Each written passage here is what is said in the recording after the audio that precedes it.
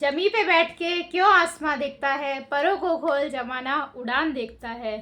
तो इसी कोट के साथ शुरू करते हैं हमारा आज का वीडियो। तो कैसे हैं आप सब? आई होप आप सभी अच्छे होंगे।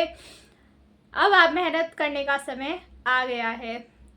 अब दिखा दो उन लोगों को जिसने कहा था कि तुमसे नहीं हो सकता। क्या फर्स्ट अटेम्प्ट में सिलेक्शन हो सकता है? तो मैं आपको बता दूं कि बिल्कुल फर्स्ट अटेम्प्ट में सिलेक्शन हो सकता है। हमारे बैच में भी एक लड़की है जिसका फर्स्ट अटेम्प्ट में सिलेक्शन हुआ है। तो बिल्कुल आपका सिलेक्शन हो सकता है अगर आपकी मेहनत उस कैंडिडेट के बराबर है जो कि 2 साल से 3 साल से 5 साल से मेहनत कर रहा है। उसका एक बेस तैयार होता है और वो बेस तैयार करने में हमें 1 से 2 साल लग जाते हैं, क्योंकि राजस्थान जीके का इतना वास्ट सिलेबस होता है तो उसको कवर करना, उसको रटना, ये सब करते करते साल भर तो लग ही जाता है। उसके बाद में आपको समझ में आता है कि कहाँ पे आपकी कमी रह रही है। पर जो बिगनर होता है उसे यही समझ में नहीं आता है कि सिलेबस कहाँ से पढ़ना है, कैसे पढ़ना है और कमियाँ हमारे अंदर क्या रह रही है, कहाँ पर गलती हो रही है। तो आपके पास में अगर आपके भाई बहन हैं जिन्होंने पहले तैयारी की है, जो सेलेक्ट हुए हैं या फिर नहीं सेलेक्ट हुए हैं, पर वो मेहनत उस लेवल की कर रहे हैं कि उनके प्री पास हो रहे हैं, मेंस में कुछ नंबर से रह रहे हैं, तो डेफिनेटली उनकी गाइडेंस आपके लिए बहुत काम आने वाली है। क्योंकि वो इंसान है, वो यहाँ तक घिस घिस कर पहुँचा है, तो उसे इतना सा बढ़ना है। और आप हो बिगनर, आप यहाँ पर हो, आपको इतना बढ़ना है। तो अगर आप किसी की गाइडेंस ले लेते हो तो वो बहुत ज़्यादा आपके काम आती है। मैं भी जब लाइब्रेरी में जाती थी तो कुछ मुझसे ज़्यादा एज के, लगभग सभी फ्रेंड्स मेरे मुझसे ज़्यादा एज के होते थे और वो मुझे गाइड करते थे कि ये बुक अच्छी है। इवन मुझे ये भी नहीं पता था कि प्रीवियस ईयर क्वेश्चंस पढ़ना इतना इम्पॉर्टेंट है।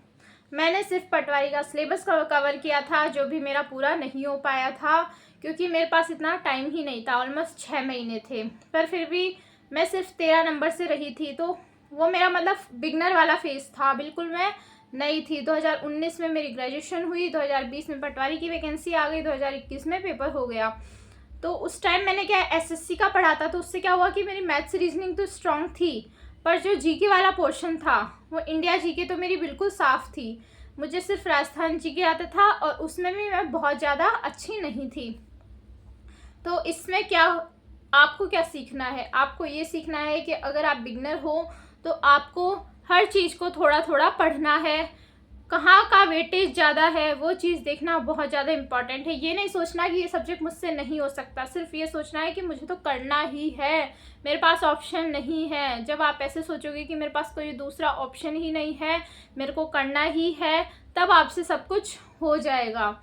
और जो प्रेशर आता है माइंड पर, एक होता है पॉजिटिव प्रेशर और एक होता है नेगेटिव प्रेशर। जब आपके माइंड में एक पॉजिटिव प्रेशर होता है कि हाँ मुझे करना ही है, तो आप दुनिया की किसी भी ताकत से लड़ सकते हो।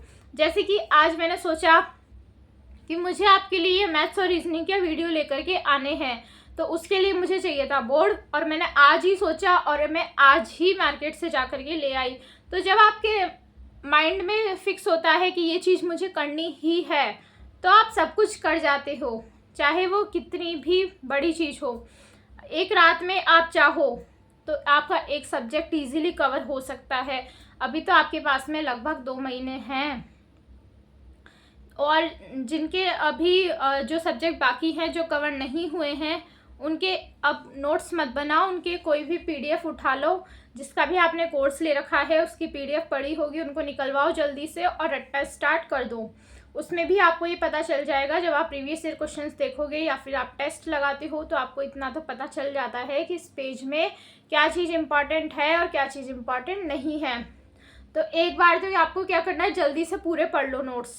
फिर सेकंड टाइम क्या करना है, सिर्फ जो हाईलाइटेड हैं, फर्स्ट टाइम में करना है हाईलाइट जो इम्पॉर्टेंट लगे, और सेकंड टाइम में जो हाईलाइटेड है सिर्फ उनको पढ़ना है।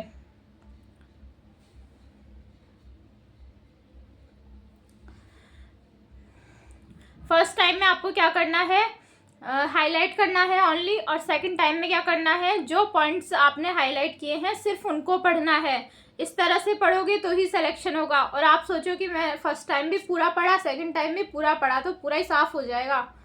साफ नहीं होना है, सिलेक्शन लेना है। और कुछ सब्जेक्ट जब आप पढ़ोगे तो बहुत स्ट्रांग हो जाएंगे आपके। मेरी मैथ्स पहले से अच्छी थी, एसएससी की कोचिंग करी और अच्छी हो गई। तो मैथ्स रीजनिंग का मुझे था कि मैथ्स रीजनिंग मुझे आती है। जीके मैंने रट रट के करी, मैं साइंस की स्टूडेंट थी, जीके नहीं आती थी बिल्कुल भी, तो उसको रट रट के करा। किसी फ्रेंड को सुना दो, रूममेट है रूममेट को सुनाओ, आकर के जो भी पढ़ते हो, नोट्स पढ़ रहे हो उसको सुना दो। और आप आरएस नहीं दे रहे हो इसलिए आपको एक एक लाइन याद होनी ज़रूरी नहीं है, जहाँ से क्वेश्चन आता है वो पॉइंट याद होना ज़रूरी है। जैसे कोई महल पूछ लिया, कब बना, हवा महल के बारे में पूछ लिया कब बना, तो क्या करो, एक चार्ट वाइज भी शॉर्ट नोट्स आप बना सकते हो। जैसे बीच में हवा महल लिख दो, चारों तरफ उसकी विशेषताएं लिख दो, तो उससे क्या होगा, आपका पूरा पेज भरने की जगह वो एक इतनी सी जगह पे आपको याद हो जाएगा। और चार्ट, मैप, टेबल्स, इस तरह की चीज़ें हमारे आइज़ को अट्रैक्ट करती है और हमें जल्दी से चीज़ें याद होती हैं।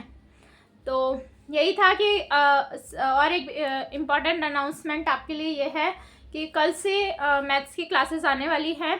तो जो भी मेरे भाई बहन जिनकी मैथ्स वीक है स्पेशली, वो वीडियोस को ज़रूर देखें।